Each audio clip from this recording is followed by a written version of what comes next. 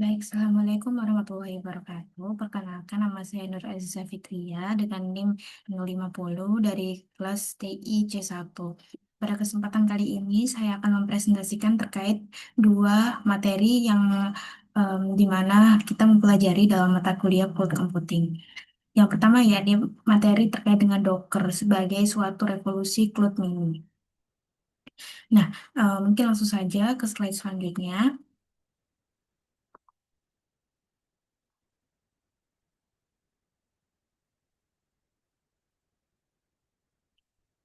Nah, yang pertama ya ini terkait konsep dasar dari cloud mini. Mengapa sih Docker ini sebagai miniatur infrastruktur dalam dunia modern ini?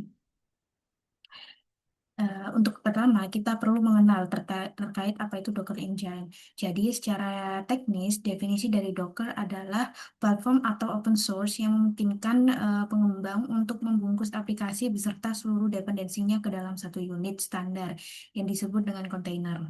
Sedangkan dalam perspektif bisnis, Docker ini diformulasikan sebagai cloud mini, yakni memastikan bahwa aplikasi bisa berjalan identik dimanapun, seperti laptop, server internal, ataupun cloud public.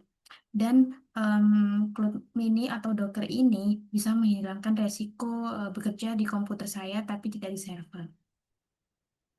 Nah, kita menganalogikan bahwa Docker ini layaknya sebuah standarisasi pengiriman kontainer kapal laut, yang dimana kita bayangkan bahwa kita tidak peduli isi dari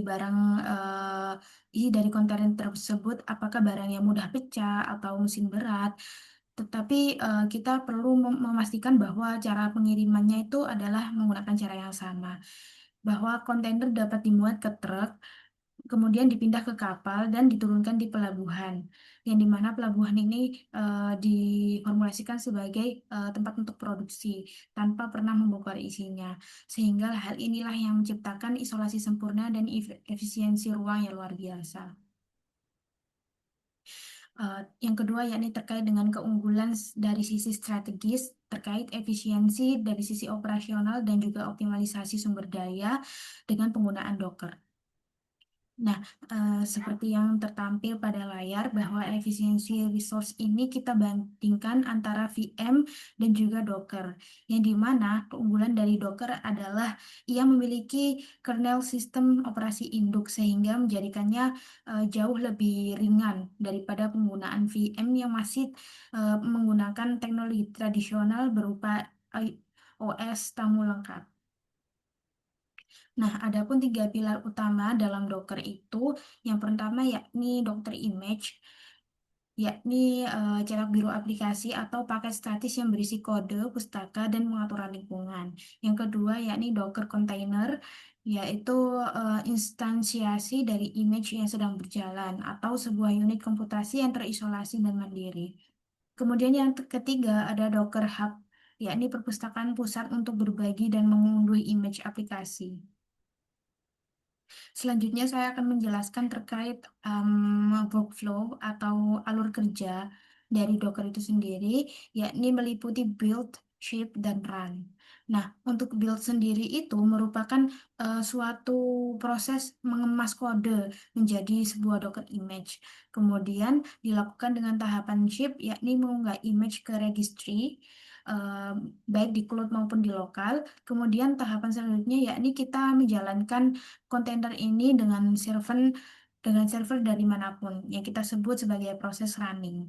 Nah, hal ini memungkinkan tim IT untuk melakukan apa ya, pengembangan atau deployment secara berkelanjutan dengan meminimalisir kegagalan infrastruktur. Nah, untuk kecepatan dari deployment sendiri itu sebesar 3 detik. Jadi ini bukan dalam hitungan menit, yang dimana 3 detik ini merupakan waktu rata-rata dalam menjalankan kontainer yang baru. Nah, ketika kita bandingkan dengan virtual machine, itu membutuhkan sekitar hitungan menit untuk bisa memproses booting OS. Nah, hal ini memungkinkan organisasi untuk melakukan skala secara dinamis sesuai lonjakan traffic secara instan. Nah, berikut ini adalah tabel perbandingan dari beberapa fitur terkait Docker dan juga virtual machine. Di mana dari sisi arsitektur sendiri, virtual machine menggunakan hardware level virtualization, sedangkan Docker sendiri menggunakan OS level virtualization. Dari sisi ukuran, VM menggunakan beberapa gigabytes, sedangkan Docker hanya membutuhkan beberapa megabytes. Kemudian dari sisi startup, VM tergolong memproses dengan kecepatan yang lambat karena masih dalam hitungan menit. Sedangkan Docker sendiri termasuk ke dalam hitungan cepat karena dalam hitungan detik. Kemudian dari sisi isolasi, dari VM secara penuh menggunakan hardware dan juga OS, sedangkan Docker hanya dalam sisi proses dan juga namespace-nya aja, sehingga prosesnya akan lebih efisien. Nah, di akhir materi kita bisa mengambil kesimpulan dalam suatu dalam eh, dibungkus dalam satu kalimat, yakni bahwa Docker tidak hanya mengubah cara kita menjalankan aplikasi, tetapi juga mengubah cara kita memikirkan infrastruktur sebagai aset yang lincah.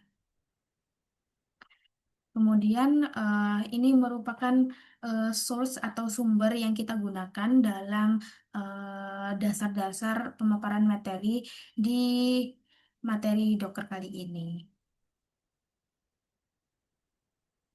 Untuk materi selanjutnya yakni terkait bencana digital, yaitu website yang memproses secara lambat. Nah, mungkin dari judulnya ini bisa menimbulkan suatu pertanyaan besar ya, yakni mengapa sih kecepatan ini bisa menjadi mata uang di era ekonomi digital? Nah, untuk poin pertama tentu saja yang kita tekankan adalah karena kecepatan ini menjadi salah satu faktor yang memberikan dampak besar bagi finansial. Nah, dalam data yang telah kita dapatkan, sebanyak 40% pengguna itu merasa tidak puas ketika website memproses atau booting itu lebih dari 3 detik. Nah, ekspektasi user modern ini dalam waktu 3 detik atau kurang dari 3 detik, website sudah bisa memberikan tampilan yang sesuai dengan harapan user.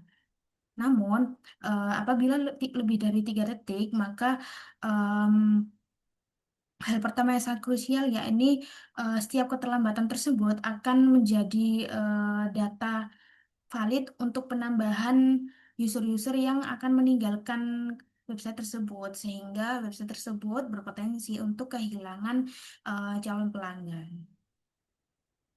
Nah, berikut ini perhitungan konversi per detik, yang dimana rata-rata dari setiap tingkatan itu dikonversikan rata-rata sebesar 4,42% untuk setiap detik tambahan. Jadi semakin bertambah detik, maka akan semakin bertambah dengan rata-rata jumlah 4,42%.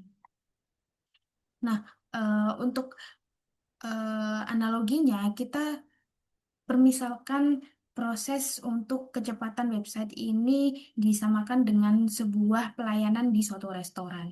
Yang dimana kita bisa bayangkan bahwa ketika kita masuk ke restoran mewah, kita pasti mengharapkan bahwa restoran tersebut bisa memenuhi ekspektasi kita terkait kualitas, jaminan pelayanan, dan lain sebagainya. Tapi ternyata hal ini tidak sejalan dengan ekspektasi kita, yang dimana pelayanan tersebut tidak secepat yang kita bayangkan. Nah, hal ini akan mengakibatkan customer itu merasa marah dan juga mencari alternatif lain dengan pergi ke restoran lainnya. Nah, hal ini merupakan salah satu analogi yang relevan juga dengan materi kali ini, bahwasanya di dunia digital itu kita harus mempertimbangkan bahwa kecepatan itu juga menjadi salah satu faktor untuk kita dapat mendapatkan customer dan juga mengusir hal-hal yang tidak diinginkan. Terkait dengan kecepatan website itu tentunya em, berkaitan dengan reputasi dan visibilitas suatu organisasi atau perusahaan. Nah, Di sini ada tiga hal yang merupakan hukuman dari algoritma Google terkait website-website yang tidak bisa memproses dengan kecepatan yang sebenarnya.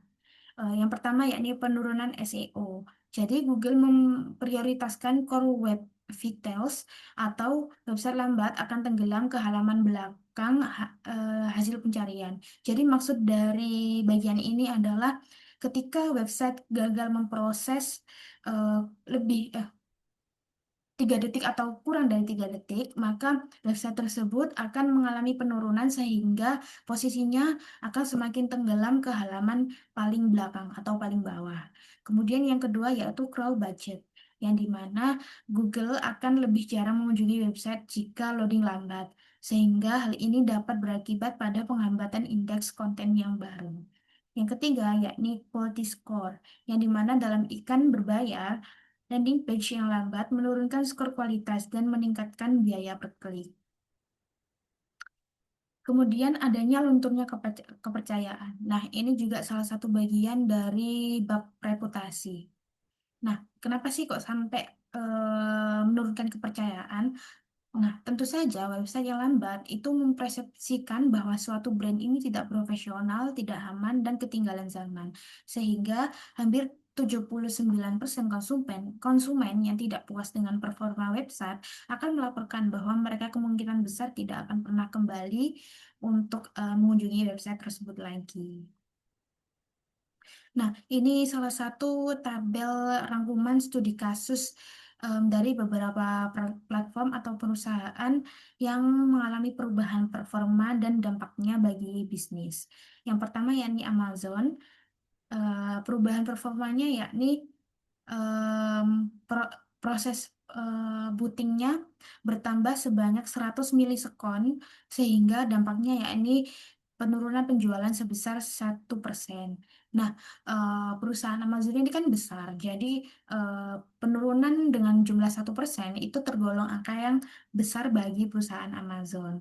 Kemudian ada Pinterest, yakni penurunan performa sebanyak 40% sehingga terjadi kenaikan sign up sebanyak 15%. Kemudian ada pencurian anggaran marketing. Nah, ini juga salah satu hal yang harus diperhatikan bahwa hal ini terkait kecepatan website itu juga berdampak pada anggaran perusahaan. Nah, poin yang pertama yakni PPC yang sia-sia. Nah, ketika kita membayar untuk klik iklan, namun user pergi sebelum sempat melihat penawaran, maka ini juga menjadi apa ya, dampak yang dapat merugikan, terutama di sisi anggaran. Kemudian yang kedua, abandoned cart, yaitu proses checkout yang lambat menyebabkan nomor satu pembeli membatalkan pesanan mereka. Nah, ini juga saya sangat memvalidasi karena saya sebagai seorang perempuan yang suka berbelanja di online shop, tentunya apabila mendapati platform yang lama memprosesnya, saya pasti akan langsung meninggalkan platform tersebut dan tidak melanjutkan pembelian atau checkout. Kemudian yang ketiga ada customer lifetime value, yakni kehilangan kesempatan untuk retensi pelanggan karena pengalaman pertama yang mengecewakan.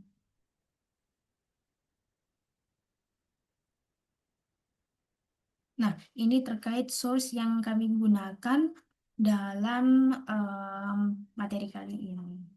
Demikian yang bisa saya sampaikan. Semoga apa yang saya sampaikan bisa bermanfaat untuk kita semua. Kurang lebihnya mohon maaf yang sebesar-besarnya. Akhir kata, wassalamualaikum warahmatullahi wabarakatuh.